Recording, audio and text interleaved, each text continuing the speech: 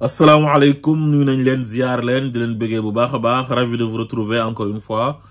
sur votre chaîne A2S Pro avec un immense plaisir. Continuez leen di abonner bës cloche de notification bi su ko defee bépp vidéo bu ñu dugal ngeen mën ko am à temps réel. Bu leen fàtte di like vidéo bi waaye tamit di ko partager di ko commenter tamit dina ci am solo lool. Comme on a l'habitude de le faire, wax sur ce qui concerne l'actualité politique sénégalaise ginnaaw bi rapport Cour des comptes bi génnee li ko dalee 2019 ba 31 mars 2024 mu am ay malversation yu jéggi dayo ak carnage financier yu ci am yoo xamante ni Macky Sall nekk chef de gang bi nga xam ne moo jiite woon réew mi 2012 ba 2024 moo def ñaawteef yooyu ruiné Sénégal sàcc suñu xaalis séddoo ko mook ay xaritam kon ñoom mën nañ leen tuddee une association de malfaiteurs. léegi nag waa APR yi nee nañ ñoom dañuy dem ci seen permanence ba dajaloo fa ne dañuy défendre l'indéfendable muy Macky Sall mu fi nekkoon ànd ak association de malfaiteurs am di sàcc di rey di tëj toroxal sénégalais yi ba ñu ne tot bàyyil ñu fi ay bor plus de 18 000 milliards sénégalais bu nekk war a fay 1 million jël édifice yu état bi di ko jaay benn société boo xamante ni di société état bi encore te xaalis bi kenn mënu kaa gis masse salariale bi jóge ko ci 744 milliards dem ba 1300 milliards. Scandale yooyu yëpp ñu dëxañ ko ci 57 pages waa Cour des comptes daf liggéey bu am solo ñu publier rapport bi sénégalais yëpp jot ci yéen ngeen toog naan da ngeen défendre l'indéfendable. Abdou Mbow moom ku ko gën a xamadi, ku ko gën a insolent, ku ko gën a réew, ku ko gën a arrogant yàlla bind ko muy niroog picc. yow Abdou Mbow da nga war a xam ne tekki woo dara. yow sa politique bi ngay def c'est révolu. politique gu mag ñu njëkk ñi ngay def mooy ñu lay wan jant bi nga gis ko ne gisuma jant bi di def ay manipulation. Et puis RTS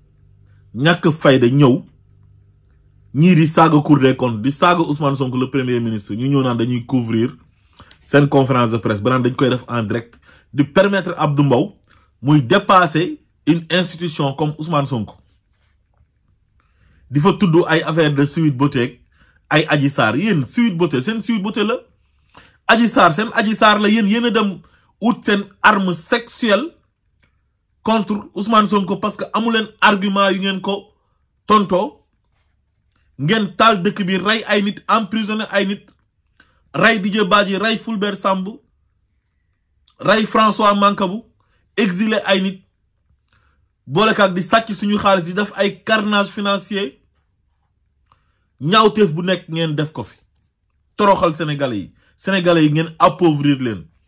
xale yi di dugg ci gaal yi di dee, dëkk bi métti, ngeen ñàkk jom ñëw ñu génneel leen seen ñaawteef yi. au lieu que ngeen noppi ngeen di jaay xamadi ak insolence ak reewande. ana rapportu Cour des comptes ak Adji Sarr? ana rapportu Cour des comptes ak Ousmane Sonko? est-ce que Ousmane Sonko moom Cour des comptes lay liggéey?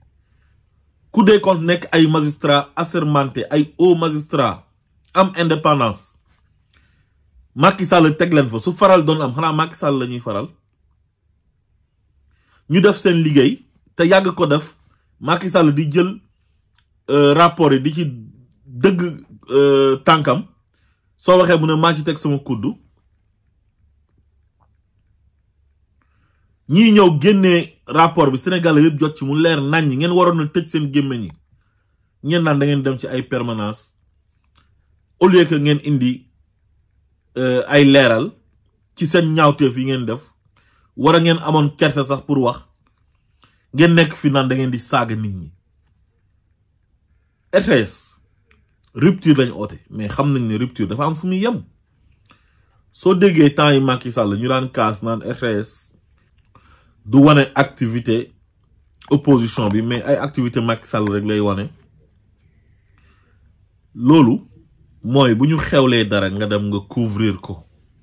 ñëw jàllale ko ci journal bi mais Cour des comptes mënut a def liggéeyam bu rafet ñiy def fi ñaawteef bu ne weng toroxal sénégalais yi sàcc seen xaalis ba pare ñuy def conférence de presse di saaga Cour des comptes di saaga premier ministre ngeen ñëw naan da ngeen koy def en direct loolu c'est du manque de respect notoire vis-à-vis de Ousmane Sonko. Abdou Mbow da nga war a xam ne tekki woo dara ci wàllu politique amoo dara lu dul làmmiñ bu rëy ak wax ju ñaaw Thiès ga nga dëkk jàmm gën ga nga dëkk ci Thiès sa bureau de vote sax mënoo kaa gagné li nga nekk député yépp ci liste nationale bi lañ lay dugal di la yóbbaale normalement 15e législature bi waroo woon nekk député su Macky Sall démissionné wutoon doo nekk député suppléant wu Macky Sall nga woon tekki woo dara bëgg a def Ousmane Sonko morom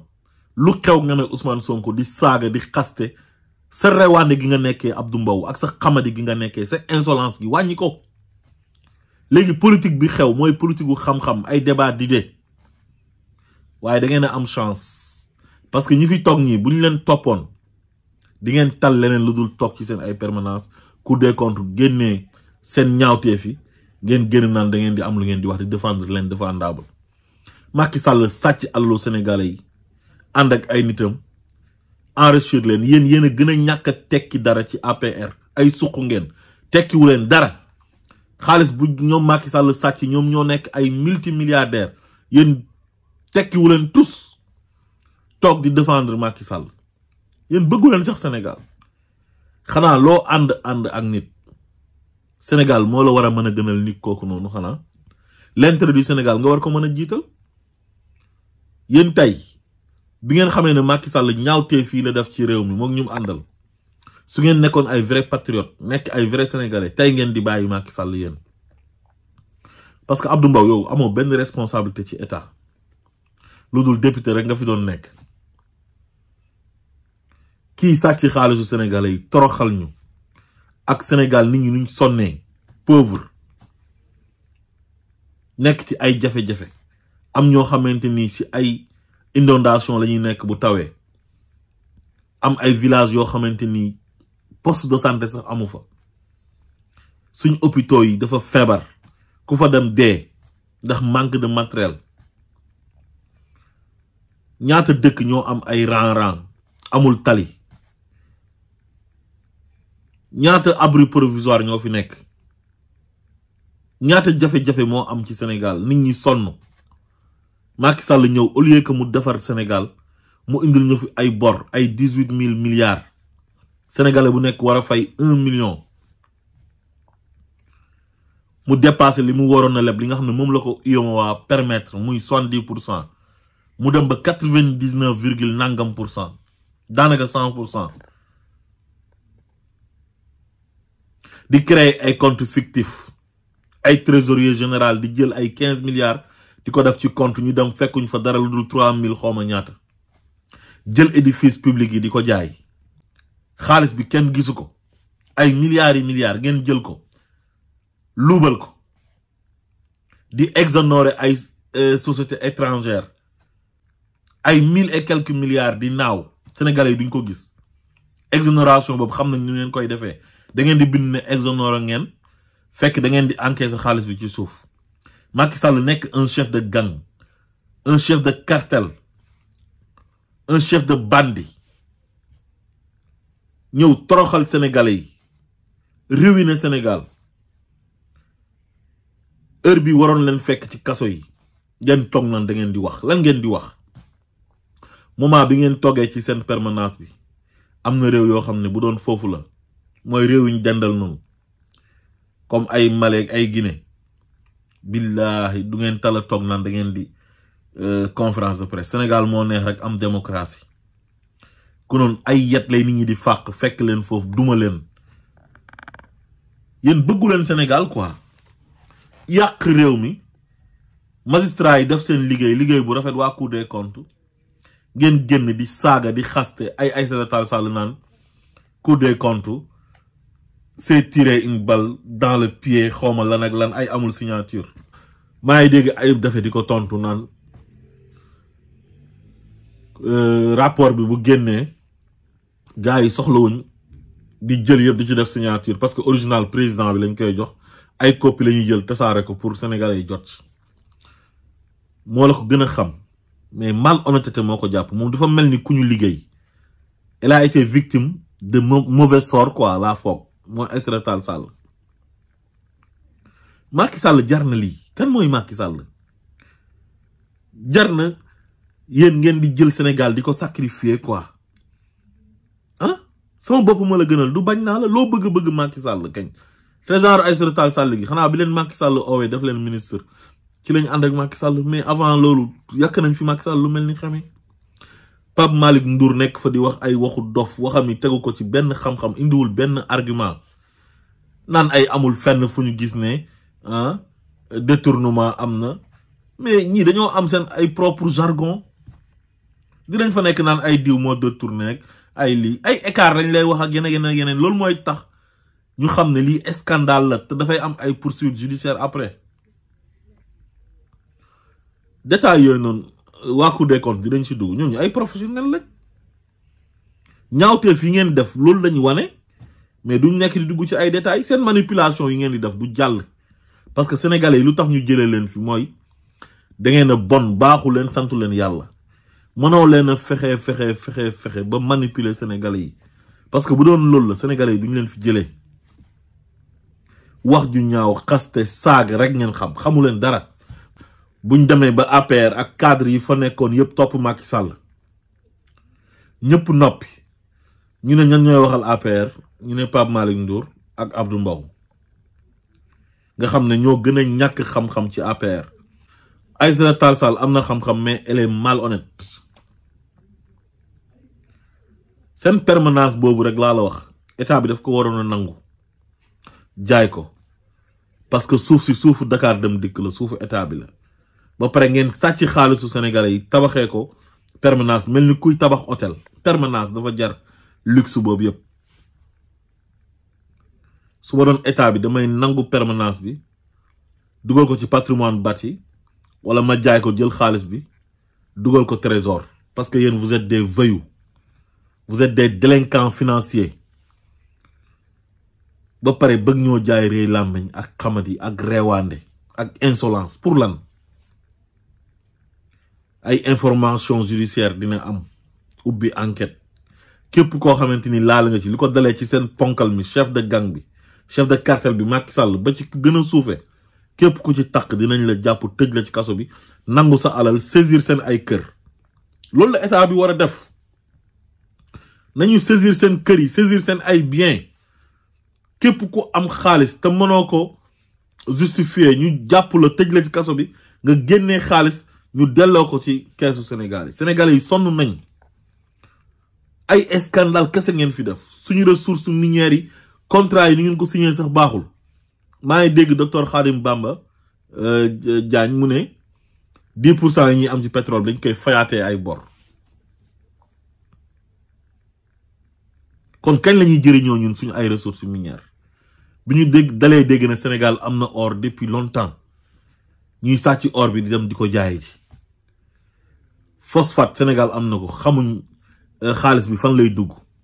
ñu ngi exploiter zircon Sénégal depuis des années kenn xamul xaalis bi fan lay dugg di teg seen ay deal di enrichir seen bopp milliards yoo xam ne mënuñ kaa lekk mënuñ ko jeexal lii soxor la ak iñaanee sénégalais yi ñu jox la réew nga war a dimbale waa réew ma nga jël seen alal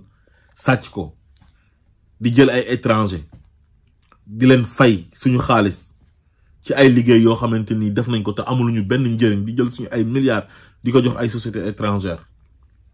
di jël ay 45 milliards di ko jëndee ay armes ne da ngay xeex koy xeexal yéen ñaawteef yi ngeen def ci dëkk bi yëpp boole kaag rey ay suñ ay doom tëj suñu ay doom toroxal sénégalais yi taal dëkk bi ci ay yu ñàkk fayda heure bii ngeen waroon a raser les murs nekk fii naan da ngeen di wax ba pare bëgg ñoo jaay insolence ak xamadi loolu kenn du ko fi nangoo te RTS suñu def waratuñ ko defaat lu ñu def waratuñ ko def parce que lii saaga nday la lan mooy rupture ba ci ay bandi ay veyu yu sàcc xaalisu sénégalais yi dem di def conférence de presse di saaga Cour des comptes di saaga premier ministre ngeen koy def direct muy saaga Ousmane Sonko moom moo def rapport bi wala Ousmane Sonko Cour des comptes lay liggéey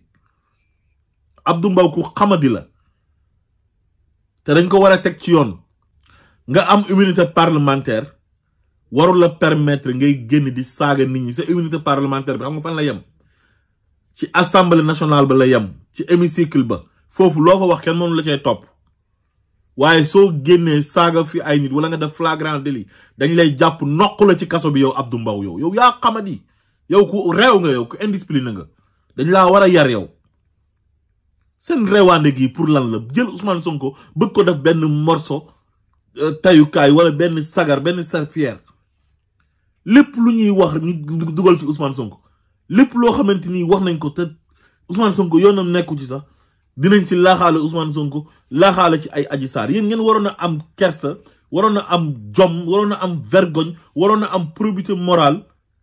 am gàcce di tudd seen arme sexuelle boobu noonu jël doomi jàmbur utiliser ko contre un adversaire politique taal ci dëkk bi rey ay nit yàq dëkk bi jaxase Sénégal yéen da ngeen a am chance ba dajeeg ñoo xamante ni ñoo leen gën parce que ñii lu ñu leen permettre ci temps yi Macky Sall